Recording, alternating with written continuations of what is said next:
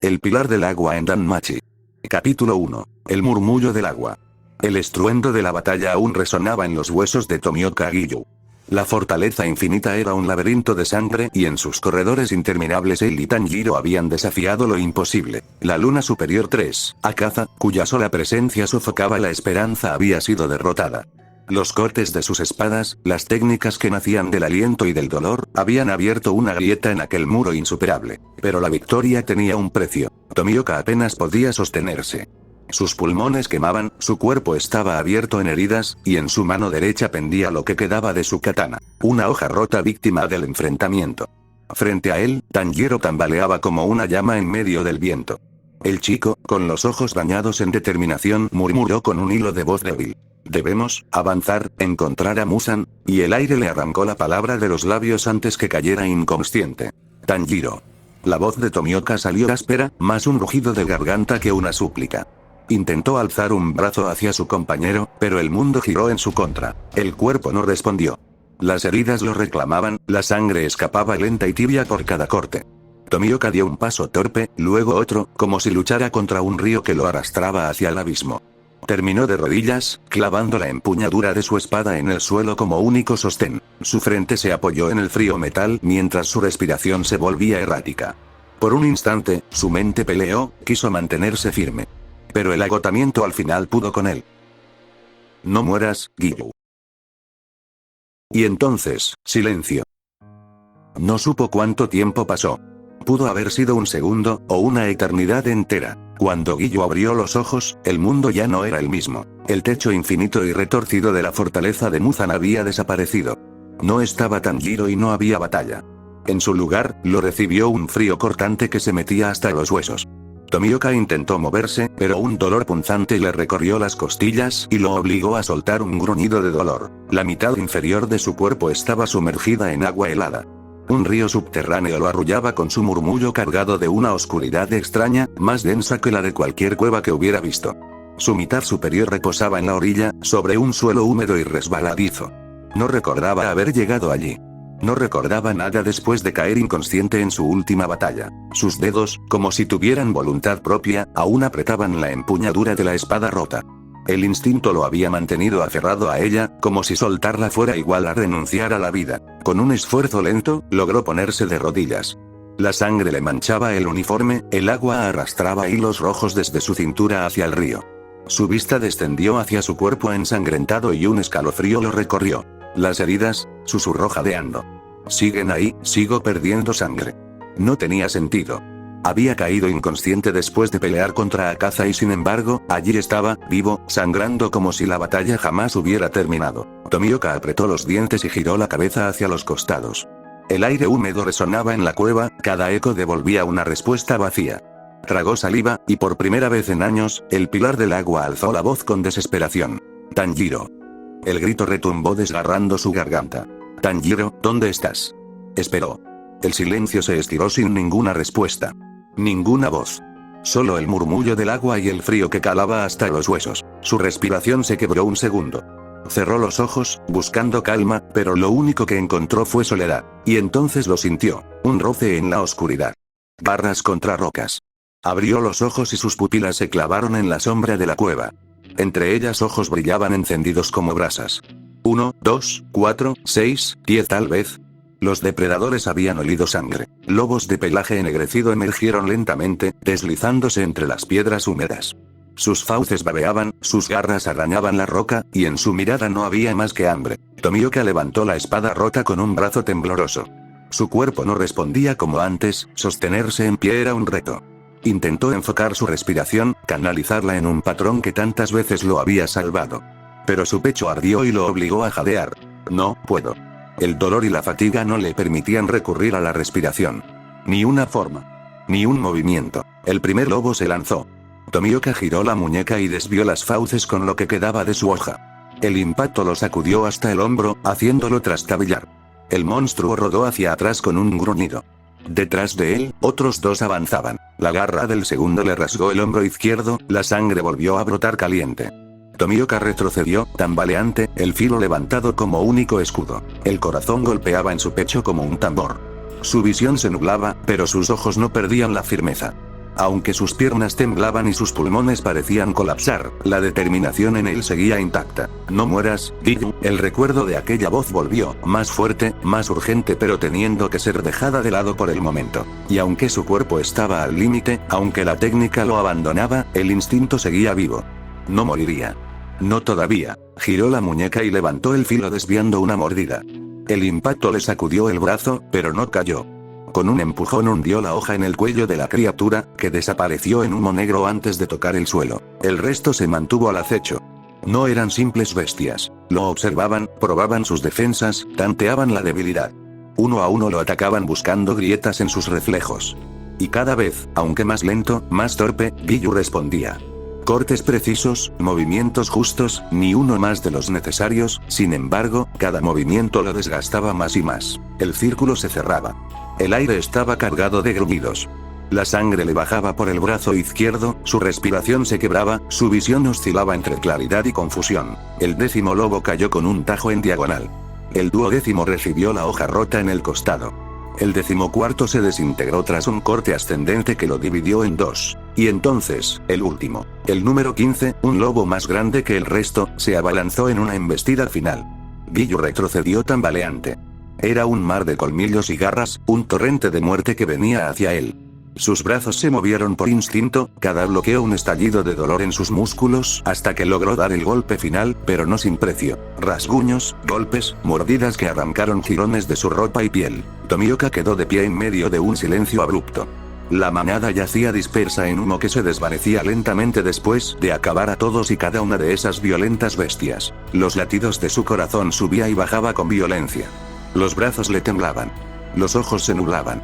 Al final, su rodilla derecha cedió y cayó clavando la empuñadura de su espada para no desplomarse por completo. Respiraba pesado, cada exhalación era un recordatorio de lo cerca que estaba del final. El mundo se veía borroso. Fue entonces cuando lo sintió, algo nuevo, algo diferente. Un temblor, sutil al inicio. Luego más fuerte, más marcado, hasta convertirse en un retumbar pesado. Giyu alzó la vista, tosiendo sangre, y lo vio. Una figura imponente emergía de la oscuridad. Un monstruo de músculos tallados en piedra, con la cabeza de un toro y los ojos brillando de furia. En sus manos, una enorme porra de hierro arrastraba chispas contra el suelo. Eso era una criatura que no había visto nunca, un minotauro. La bestia rugió dando un bramido que sacudió las paredes de la cueva y le hizo vibrar el pecho. Tomioka apretó los dientes, enderezando el torso a duras penas. Sus piernas protestaron, su espalda gritaba, pero se forzó a ponerse en pie con la espada rota en mano. El minotauro cargó, levantando su gigante porra. Tomioka apenas tuvo tiempo de reaccionar. Rodó hacia un costado, y el arma cayó con un estruendo que hizo temblar el suelo. Rocas y polvo llovieron desde el techo. El pilar jadeaba, el sudor mezclado con sangre le cegaba los ojos. Retrocedió mientras la enorme bestia volvía a rugir y levantaba la porra una vez más. La desesperación le atravesaba el pecho como un clavo. Y entonces, en su mente, esa voz, "No mueras, Giyu", se detuvo un segundo. Esa frase, esa entonación. No era Tanjiro. No era Urokodaki. No era Sabito, Shinobu, ni la voz de su hermana. Tampoco el patrón. Pero la conocía. Era una voz que había escuchado en algún rincón de su vida, y aunque no pudiera nombrarla, despertó algo en él. La certeza de que aún no debía caer. Los ojos le brillaron con una chispa de vida. El minotauro rugió y embistió de nuevo. Tomioka alzó la espada, su pecho expandiéndose en un último esfuerzo.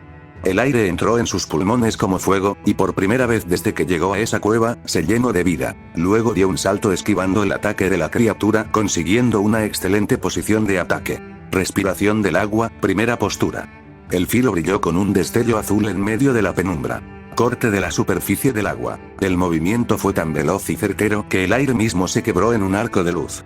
La hoja rota atravesó el cuello del minotauro, y la criatura quedó congelada un segundo antes de soltar un rugido ahogado antes que su cabeza se separara de su cuerpo. La bestia cayó de rodillas, luego al suelo, desintegrándose en un torbellino de humo oscuro. Una piedra azulada, una gema, rodó desde su pecho hasta el suelo antes de quedar inmóvil. Tomioka cayó casi al mismo tiempo. El corte le había costado todo lo que quedaba en su cuerpo. Se desplomó tosiendo sin control. Sus ojos apenas alcanzaron a ver cómo el cuerpo del minotauro se deshacía y cómo la gema quedaba atrás, brillante en la penumbra. Intentó respirar hondo, pero la sangre subió a su boca en un acceso de tos. La mano que aún sujetaba la espada temblaba sin control. El temblor volvió. más fuerte. Guillo giró la cabeza con esfuerzo y su corazón se encogió al verlos. Dos siluetas más emergiendo de la oscuridad. Dos minotauros aún más grandes, con la misma furia en el anterior. El pilar apretó la mandíbula, intentando reincorporarse, aunque cada fibra de su cuerpo pedía rendirse. La espada rota pesaba como nunca lo había hecho. El sudor frío le corría por el rostro. El rugido de los monstruos sacudió la caverna. Y ahí estaba él, de pie y caído a la vez al borde de perder la conciencia. Frente a una muerte que parecía inevitable. Pero la voz seguía allí, en el fondo de su mente repitiéndose. No mueras, Guillo. Frente a él, los dos minotauros avanzaban con pasos pesados, el suelo vibraba con cada potente pisada. Sus ojos rojos brillaban con furia y hambre, sus cuerpos gigantescos parecían montañas vivientes. Uno de ellos levantó una enorme hacha, la sombra de la muerte llegaba sobre el pilar. Guillo intentó mover su espada, pero sus brazos ya no respondían. Solo podía apretar los dientes, impotente, sintiendo que en cualquier instante sería reducido a carne y huesos quebrados bajo ese golpe. Su corazón latía desbocado, no de miedo, sino de pura resistencia a aceptar el final. ¿Era este su final? No mueras, la voz insistió en su interior pero en vano. Ya no había nada que hacer. Sin embargo, de pronto, un destello cortó la oscuridad. Una figura apareció entre él y los monstruos, como si hubiera nacido del viento mismo. Apenas pudo enfocar, pero lo que vio le pareció irreal. Una silueta esbelta, una espada desenvainada que resplandeció con un brillo etéreo. El aire silbó, y en un parpadeo, el rugido de los minotauros se apagó. El primero cayó con un tajo limpio en el cuello, su cabeza separándose en un arco grotesco. El segundo ni siquiera alcanzó a levantar su arma. Un movimiento elegante y fluido lo atravesó desde el torso, y su cuerpo se desplomó contra el suelo. Las criaturas apenas tuvieron tiempo de lanzar un bramido ahogado antes de disolverse en partículas de luz, dejando solo los ecos de su furia en el aire. Guillo, boquiabierto, intentó entender qué había pasado. ¿Una ninfa? ¿Un espíritu del viento? Todo había ocurrido demasiado rápido. Pero no, aquello no era ninguna ilusión. Frente a él, con el cabello dorado que brillaba como el sol perdido en las profundidades del laberinto, una espada china se erguía. Su porte era sereno y al mismo tiempo fiero, como si cada movimiento hubiera sido cincelado por los dioses. La mujer se volteó hacia él con delicadeza, guardando su espada con un gesto preciso, como si la violencia de hace unos segundos no hubiera sido más que una danza. Por favor, no te mueras. La ayuda ya está aquí. La voz de ella fue suave, como un bálsamo sobre sus heridas, un contraste absoluto al caos y a la sangre que aún manchaba las piedras. Guillo intentó enfocarla mejor, pero sus párpados pesaban como hierro. Logró, apenas por un instante, distinguir su rostro. Bello, relajado, pero con una sombra de preocupación que la hacía aún más humana. Sus labios temblaron, queriendo responder, pero ninguna palabra salió. Lo único que pudo hacer fue grabar esa imagen en su mente. Esa espada china rubia, luminosa como la aurora que había descendido en el momento más oscuro. El pilar del agua dejó escapar un último jadeo y su conciencia finalmente se rindió. Lo último que vio, antes de hundirse en la negrura total, fueron los ojos de aquella mujer. Serenos, firmes y llenos de la promesa de que no moriría. Y sin saberlo, Guillo Tomioka había quedado en deuda con Aizu Wallenstein, la princesa de la espada, una persona que se convertiría en alguien muy importante para él. Guillo no sabía si estaba soñando o muriendo. De pronto, en ese vacío apareció algo distinto, la risa inocente de un niño. Al bajar la mirada, se vio a sí mismo con apenas 4 o 5 años, sentado en el suelo de un jardín, jugando con piedras y ramas como si fueran espadas. Había luz, había calor, algo que hacía mucho tiempo no sentía. Entonces, sin aviso, una sombra se inclinó a su lado. Giró la cabeza y se topó con la figura de una mujer. No podía ver su rostro, estaba cubierto por un velo translúcido, pero aún así irradiaba una belleza extraña, imposible de ignorar. Su vestido caía como una cascada de seda, y sus movimientos eran suaves, como si la brisa misma la guiara. Ella se inclinó hacia él, tan cerca que pudo sentir la dulzura de su voz al romper el silencio. Ven, debes estar a mi lado. Era una voz tierna, envolvente, casi hipnótica. El pequeño Guillo, impactado y confundido, olvidó el miedo. Sus ojos inocentes se clavaron en la mano que ella le tendía. El corazón le palpitó con fuerza, y sin saber por qué tomó la mano. Al hacerlo, la imagen se quebró como cristal, y un dolor leve pero punzante lo devolvió a la realidad. Guillo abrió lentamente los ojos. La penumbra húmeda del laberinto lo rodeaba, aunque ahora no había lobos ni monstruos a la vista. La primera sensación fue la calidez de algo suave bajo su cabeza. Parpadeó varias veces hasta darse cuenta. Estaba recostado en los regazos de alguien. El rubor en el rostro de la joven que lo sostenía no dejaba dudas. Una elfa de cabello rubio, orejas alargadas y manos temblorosas aplicaba magia sobre su cuerpo. El calor sanador de aquella luz verdosa recorría sus venas, calmando heridas que hasta hacía poco parecían mortales. ¿Te despertó?, balbuceó la muchacha, con la voz temblorosa. Bueno, no te muevas, por favor. Guillu solo pudo responder con un parpadeo insistente, tratando de mantener sus pensamientos en orden. Su cuerpo aún pesaba, pero el dolor había disminuido mucho. Fue entonces que sintió otra cosa. Una presión en su mano derecha. Bajó la mirada y allí estaba, la espadachina rubia que había visto antes, la misma que derribó a los minotauros como si fueran nada. Su mano tocaba la suya, y aunque su rostro seguía siendo sereno, había un leve tinte de vergüenza en sus mejillas. ¿Puedes oírme?, preguntó ella con tono bajo, pero firme. ¿Puedes entenderme? Él asintió despacio, sin apartar sus ojos azules de los dorados de ella. Entonces, ¿puedes abrir la mano? Por un instante no comprendió. Luego lo notó. Seguía aferrado con fuerza a lo que quedaba de su espada rota.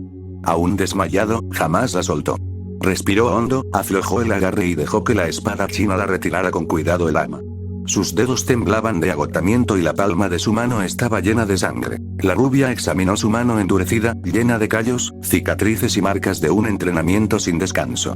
Aquello le bastó para entender que no era un novato herido. Ese hombre, aunque casi al borde de la muerte, era un espadachín de una talla que ella rara vez había visto. Mientras tanto, la elfa apretaba un pequeño recipiente acercándolo a Guillu. «Bebe», dijo Lefilla, acercándole agua con torpeza. Guillu ladeó apenas la cabeza y bebió a sorbos. El líquido fresco alivió su garganta seca, provocándole un suspiro profundo. «¿Cómo te llamas?», se animó a preguntar la elfa aún nerviosa. Guillu abrió los labios, pero lo único que salió fue un hilo de aire. Su cuerpo no tenía la fuerza suficiente para articular su nombre. Guardó silencio, cerrando los ojos por un instante. La elfa se tensó, mirando hacia otro lado con incomodidad, como si hubiera hecho una pregunta indebida. «¿Crees que puedas sentarte?», se atrevió a decir, alzando apenas la voz. Él asintió despacio. Con ayuda de ambas, se incorporó lentamente. El movimiento le arrancó un ceño fruncido y un jadeo doloroso, pero logró sentarse. Sus músculos ardían, aunque ya no sentía que la sangre se escapara sin control. Miró su abdomen y sus brazos, las heridas estaban cerradas, cicatrizadas de una manera casi imposible. ¿Qué clase de técnica de sanación es esta?, se preguntó, incapaz de ocultar su sorpresa. Notando su incredulidad, la elfa explicó brevemente. «Mi sanación no es la mejor pero sí bastante buena, cerré tus heridas pero no puedo aliviar por completo el dolor ni reponer la sangre perdida, debes ser prudente, ¿entiendes?». Guillu asintió y preguntó. «¿Quiénes son ustedes?», logró murmurar con voz ronca pero firme. Ainz lo miró con calma, mientras Lefilla se cruzaba de brazos con timidez. «Somos de la familia Loti», respondió la rubia, con esa honestidad directa que la caracterizaba. «Yo soy Lefilla», añadió la elfa, inclinando apenas la cabeza. «Ainz Wallenstein», dijo la espada china, con sencillez. Guillu tragó saliva. Los nombres no le decían nada, pero la forma en que los pronunciaron le hizo entender que eran algo más que simples mujeres. «¿Dónde estoy?», preguntó, cerrando un poco los ojos, todavía mareado. «En el laberinto», explicó Lefilla. Piso 16. El pilar del agua se quedó helado. Nunca había oído ese término, pero lo poco que había visto de aquel mundo le decía que estaba en un lugar que no debía existir. Un laberinto oscuro, lleno de criaturas que parecían salidas de pesadillas. Su respiración se aceleró. Sintió como la confusión lo embargaba. El recuerdo del castillo infinito, de Tanjiro cayendo, de Akaza desplomándose con ellos, todo eso se mezclaba con las palabras de aquellas desconocidas. Y, en medio de esa tormenta, volvió a escuchar la voz en su cabeza. «No mueras, Guillu». El eco le erizó la piel y aunque las palabras eran claras, el mensaje de las mismas en este momento le decía que debía calmarse y dejarse llevar. Cerró los ojos y respiró hondo, buscando tranquilizar el temblor en su pecho. «Debo estar alucinando. La sangre, el cansancio», pensó. Pero esa voz tenía algo que no podía explicar. No era la de un enemigo, ni la de alguien conocido. Era cálida. Familiar, aunque imposible de ubicar. Cuando volvió a abrir los ojos, ambas mujeres lo observaban con atención. Lefilla, con sus manos juntas sobre las rodillas, tenía una expresión de preocupación. Ainz, en cambio, lo miraba con calma, aunque sus ojos reflejaban curiosidad. «¿Estás bien?», preguntó la elfa con tono suave. «Parecías estar confundido». Guillu no respondió de inmediato. Se limitó a observar su entorno, y fue entonces cuando algo lo desconcertó. Las orejas alargadas de esta chica de nombre Lefilla. Eran delgadas, elegantes y bonitas. Algo raro de ver para alguien que no sabía que eran los elfos. Por un segundo, pensó que todavía estaba soñando. Pero el aire húmedo, el olor a piedra y sangre seca, el pulso del dolor en su costado, todo le decía que aquello era real. «Qué extraño», susurró para sí, apenas audible. Lefilla ladeó la cabeza. «Disculpa». Él negó con un leve movimiento. «Nada». La elfa titubeó un momento, sin saber si insistir. Finalmente, carraspeó suavemente y se animó a preguntar. «¿Estabas solo aquí abajo?» Guillu levantó la mirada.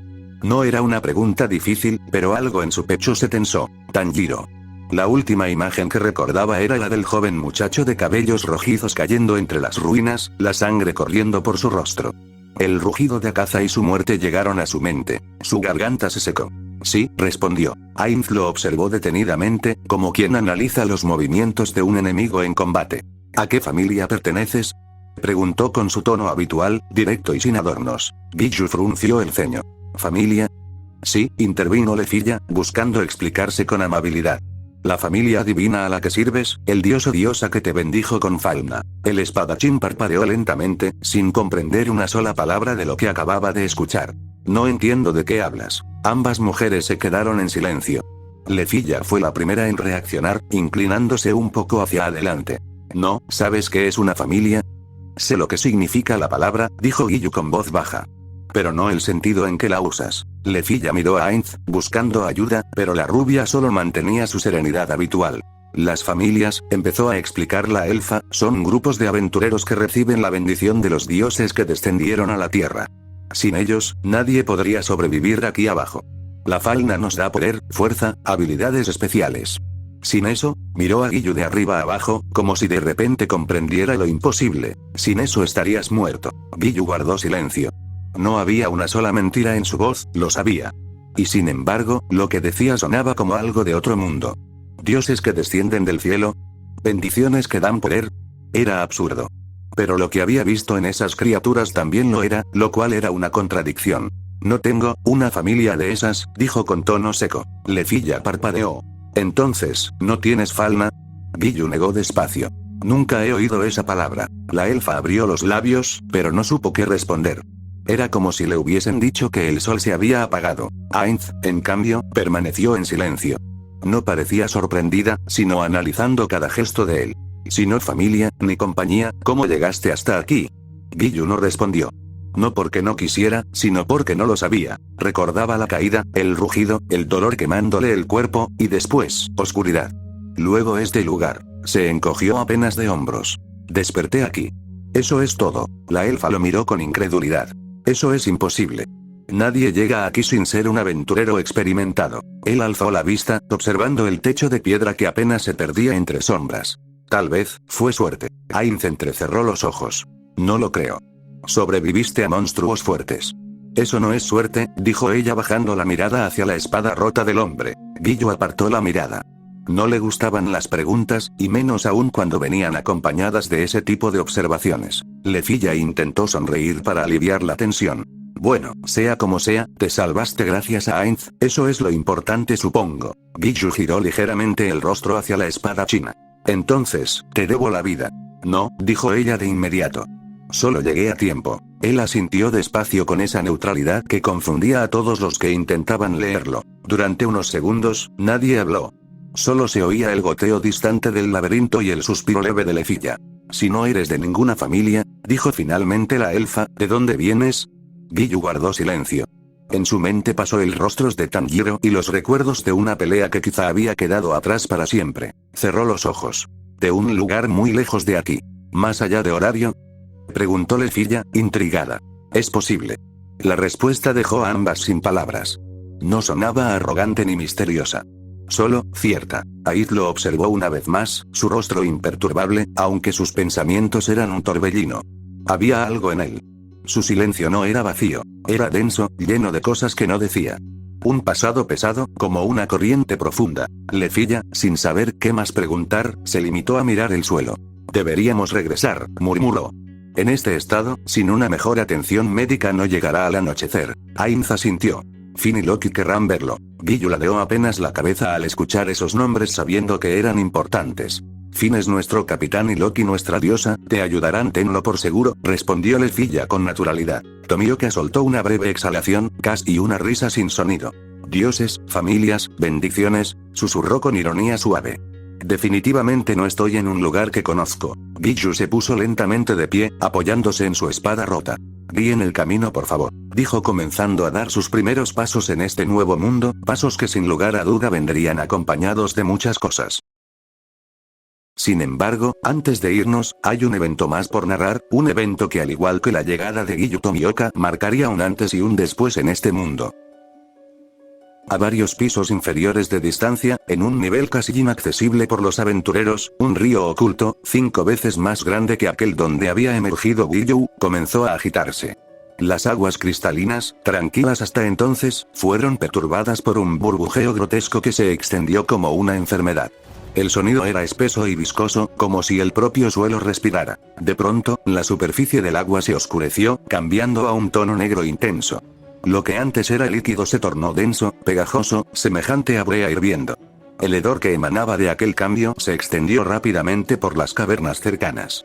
Un olor a podredumbre y veneno, capaz de quemar los pulmones, se infiltró en cada grieta. Los monstruos que habitaban en las cercanías, lobos, insectos gigantes, minotauros y otras aberraciones nacidas del laberinto se detuvieron en seco. Primero olfatearon el aire, inquietos, y luego, casi al unísono, comenzaron a huir despavoridos. Sus aullidos resonaban, cargados de un miedo que ninguna criatura del laberinto mostraba habitualmente. Las burbujas crecieron hasta formar ondas violentas. Entonces, un rugido emergió desde las profundidades. El líquido negro se partió, salpicando en todas direcciones mientras algo ascendía lentamente. Una silueta titánica emergió.